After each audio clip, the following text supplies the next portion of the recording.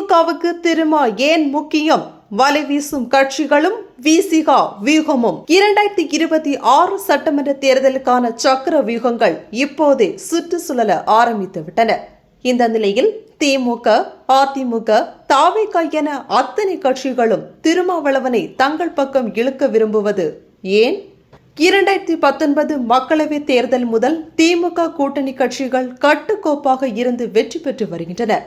அடுத்த தேர்தலுக்கும் இவர்களது ஒற்றுமை நீடிக்குமாயின் தங்கள் வெற்றி நிச்சயமில்லை என அதிமுகவும் பாஜகவும் பலமாக நம்புகிறது. அதனால்தான் புதிதாக வந்துள்ள விஜய் தன் பக்கம் திருமாவளவனை கொண்டு வந்தால் அதை தொட்டு இன்னும் சில கட்சிகளை கூட்டணி சேர்த்து தெம்பாக தேர்தலை சந்திக்கலாம் என கணக்கு போடுகிறார். ஏனென்றால் மக்கள் எழுச்சியுடன் அரசியலுக்கு வந்து 1977 தேர்தலை சந்தித்த எம்ஜிஆரே Marxist, Communist, Forward Bloc, Indian Union Muslim League போன்ற கட்சிகளுடன் கூட்டணி அமைத்துதான் போட்டியிட்டார். 2016 திமுக கூட்டணியை விட அதிமுக வெறும் 1% வாக்குகள் மட்டுமே கூடுதலாக பெற்று ஆட்சியை தக்க வைத்தது. திமுக சிறிய அணியாக கருதிய விசிகாவை உள்ளடக்கிய மக்கள் நல கூட்டணி திமுகவின் வெற்றியை தட்டிவிட்டது. இதனால் அடுத்த தேர்தலில் திமுக சுதாரித்துக் கொண்டது. இப்போது திமுக கூட்டணியில் இருக்கும் அத்தனை கட்சிகளுமே ஒரு காலத்தில் அதிமுக அணியில் இருந்தவைதான். ஆனாலும் இப்போது அந்த கட்சி சிதறி கிடப்பதால் மீண்டும் அவர்கள் அந்த பக்கம் போக தயங்குகிறார்கள். எனவேதான் நெருடல்கள் வந்தாலும் சகித்துக் கொண்டு திமுக கூட்டணிக்குள்ளேயே இருக்கிறார்கள். காங்கிரசுக்கும் கம்யூனிஸ்டுகளுக்கும் தேசிய கணக்குகள் இருப்பதால் அவர்களால் அத்தனை எளிதாக திமுக அணியில் இருந்து கலன்று விட முடியாது. மதிமுக எம்எல்ஏக்கள் சிலர் உதயசூரியன் சின்னத்தில் நின்று வென்றவர்கள். எனவே அவர்களாலும் உறுதியான முடிவெடுக்க முடியாது. மாற்று அணியை உருவாக்க வேண்டுமானால் அது திருமாவளவனால் மட்டுமே முடியும் என நினைக்கிறது அதிமுக தரப்பு. அதே கணக்கு தாவேகாவுக்கும் உள்ளது. திமுக கூட்டணியை எப்படியேனும் உடைக்க பாஜகவும் காத்து கொண்டிருக்கிறது.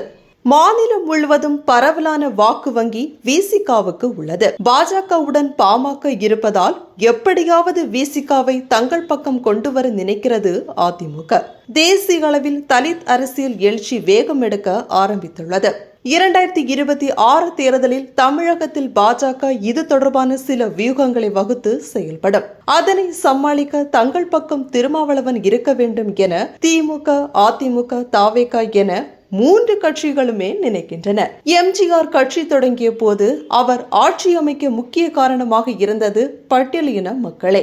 அதே போல தனக்கும் கணிசமான பட்டியலின மக்கள் ஆதரவு இருப்பதாக விஜய் கணிக்கிறார். அதற்கு வலு சேர்க்க அவரும் திருமாவை தன் பக்கத்தில் வைத்துக் கொள்ள பார்க்கிறார். அதிகாரத்தில் பங்கு தருவதாக விஜய் வெளிப்படையாக சொன்னாலும் எடுத்ததுமே அவர் ஆட்சியை பிடிப்பது சுலபமில்லை.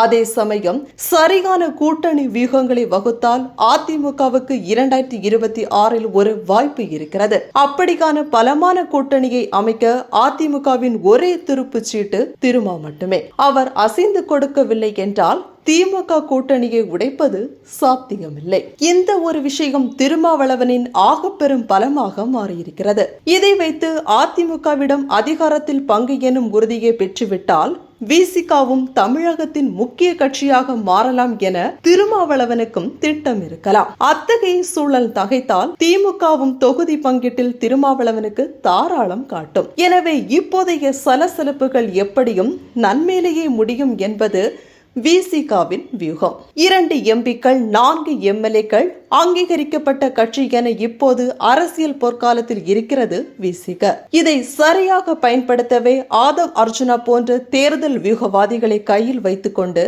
அடுத்த கட்ட அங்கீகாரத்தை பெற அக்கட்சி முயற்சி செய்கிறது என்கின்றனர் அரசியல் நோக்கர்கள். கட்சியின் துணை பொதுச் செயலாளர் ஆதவ் அர்ஜுனை இடைநீக்கம் செய்தது குறித்து தொண்டர்களுக்கு விளக்கம் அளித்து பேஸ்புக் நேரலையில் திருமாவளவன் பேசும்போது அதிகாரத்தில் பங்கு என்பதை பொதுவாக சொன்னாலும் திமுகவை சொல்வதாக திரித்து பேசுகின்றனர். திமுகவிடம் கேட்டால் என்ன? கூட்டணியில் இருப்பவர்கள் தங்களுக்கு அதிகாரம் வேண்டும், அமைச்சரவையில் இடம் வேண்டும் என்று கேட்பதில் என்ன தவறு என பேசுவதற்கு ஆளில்லை என்று தனது ஆதங்கத்தை பதிவு செய்ய தவறில்லை என்பதும் இங்கே கவனிக்கத்தக்கது.